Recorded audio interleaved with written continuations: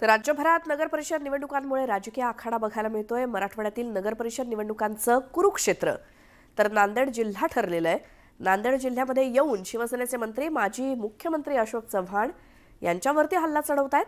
अजित पवारांच्या राष्ट्रवादी काँग्रेसचे नेते सुद्धा यात काही मागे नाहीत। तर मित्रपक्षांच्या हल्ल्याला अशोक चव्हाण सुद्धा अगदी जोरकसपणे टोलावून लावताना दिसतायत। नांदेडच्या कुरुक्षेत्रावर मराठवाड्यातील नगरपरिषद निवडणुकीचा रणसंग्राम लढला जातोय। शिवसेनेचे मंत्री इथल्या रणांगणात येऊन अशोक चव्हाणांवर हल्ले चढवतायत। शिवसेनेचे मंत्री संजय शिरसाट आणि गुलाबराव पाटील यांचं एकच लक्ष आहे, माजी मुख्यमंत्री अशोक चव्हाण। बरं, अशोक चव्हाण हे आता भाजपचे नेते आहेत। एकनाथ शिंदेंची शिवसेना आणि अशोक चव्हाण ज्या पक्षात आहेत तो भाजप, हे दोन्ही पक्ष राज्यातील महायुतीत सत्तेत आहेत। मात्र सत्तेत असलेले हे नेते नगर परिषदेच्या निवडणुकीत एकमेकांसमोर उभे राहिले। पाणी पुरवठा मंत्री गुलाबराव पाटलांनी तर जिव्हारी लागणारी टीका केली आहे। आतुरता होती की नांदेड जिल्ह्यामध्ये जावं आणि माजी मुख्यमंत्र्यांचा सध्याच्या खासदारांचा मतदारसंघ बघावा, पण मला वाटत नाही की हे शहर आहे, म्हणजे शहरासारखं काहीच नाही इथे। मी येताना पाहिलं तर ते ग्राउंडवर सगळा कचरा पडलाय, बाटल्या पडल्या, सगळा घाणच घाण आहे। महाराष्ट्रात सगळीकडे फिरायचं आणि आमचं नांदेड बघा सांगायचं, मुदखेडमध्ये काहीच नाही दाखवायचं।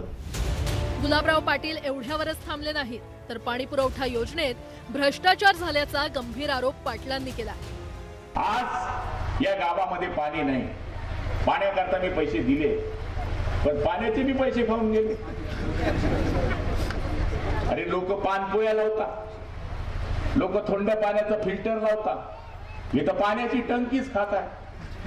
काळजी करू नका, निवडणूक आटोपल्यानंतर इथल्या पाण्याच्या योजनेची मी 100% चौकशी लावणार। गुलाबराव पाटलांनी नांदेडमध्ये येऊन तोफ डागल्यामुळे माजी मुख्यमंत्री अशोक चव्हाणांनीही जशास तसं उत्तर दिलं। नांदेड जिल्ह्यात जलजीवन मिशनची कामं पूर्ण झालेली नाहीत, याकडे अशोक चव्हाणांनी लक्ष वेधलं। तसंच आपल्याच लोकांनी आपल्याला नाहक घेरल्याचंही अशोक चव्हाणांनी सांगितलं। आता मुदखेडमध्ये सभा झाली, आमचे गुलाबराव त्या ठिकाणी आले, पाणी पुरवठा मंत्री। मग ते म्हणाले की पाणी पुरवठा या ठिकाणी मुदखेडला पाणी गढूळ मिळतंय, अमुक मिळतंय, खराब मिळते, पाणी पुरवठा योजना अशी आहे। मला गुलाबराव पाटील हात विनंती करायची, गुलाबरावजी मागच्या सरकारमध्ये उद्धव ठाकरे सरकारमध्ये पाणी पुरवठा मंत्री होता, आजही पाणी पुरवठा मंत्री आहात।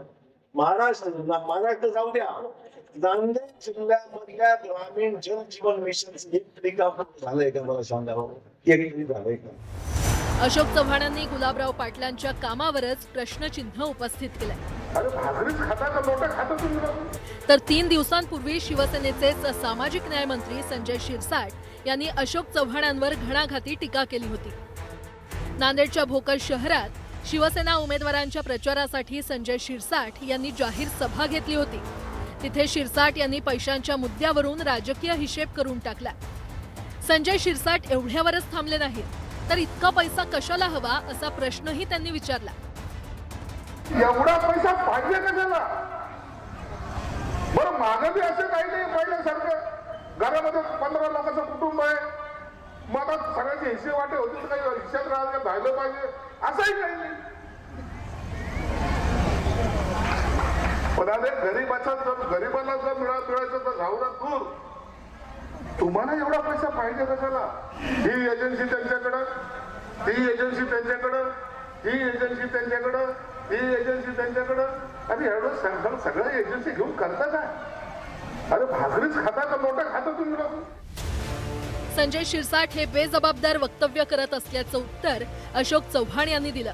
त्यांच्या वक्तव्याला कोणताही आधार नसल्याचा टोला चव्हाणांनी लगावला। बेजबाबदार वक्तव्य आहे, टाइमपास करण्याकरता येऊन जाणारे मतं खराब करणं, याच्याशिवाय त्या वक्तव्याला काही अर्थ नाही।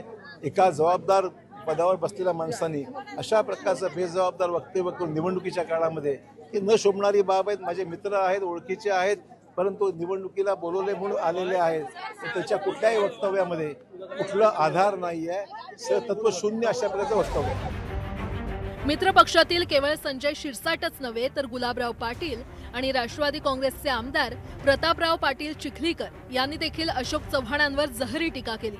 कोणत्या भीतीनं अशोक चव्हाण भाजपमध्ये आले असा थेट सवाल चिखलीकरांनी विचारला. अशोक चव्हाणांनी खुलासा करावा, त्यांना भाजपमध्ये काय यावं लागलं, काँग्रेसने त्यांना काय कमी केलं होतं. असं असतानाही काँग्रेसला बैमान होऊन एका भीतीपोटी ते भारतीय जनता पक्षात आले. त्यांनी मला बाळकडू पाजवायची गरज नाही, त्याच्यामुळे त्यांनी आपल्या स्वतःपुरतं बघावं. नांदेड जिल्हा हा चव्हाण कुटुंबाचा बालेकिल्ला राहिलाय. अशोक चव्हाणांनी काँग्रेसचा हात सोडून भाजपचं कमळ हाती घेतल्यानंतरही नांदेडमध्ये चव्हाणांची ताकद कायम आहे. अशोक चव्हाणांच्या या बालेकिल्ल्याला खिंडार पाडण्याचं शिवसेना आणि राष्ट्रवादीचा प्रयत्न आहे. त्यामुळेच अशोक चव्हाणांची कोंडी करण्याचा प्रयत्न केला जातोय. आता शिवसेना आणि राष्ट्रवादी काँग्रेसच्या प्रयत्नांना यश येतं की अशोक चव्हाण बाजी उलटवण्यात यशस्वी होतात हे निवडणुकीनंतर स्पष्ट होईल. Bureau report, news 18 Lokmat.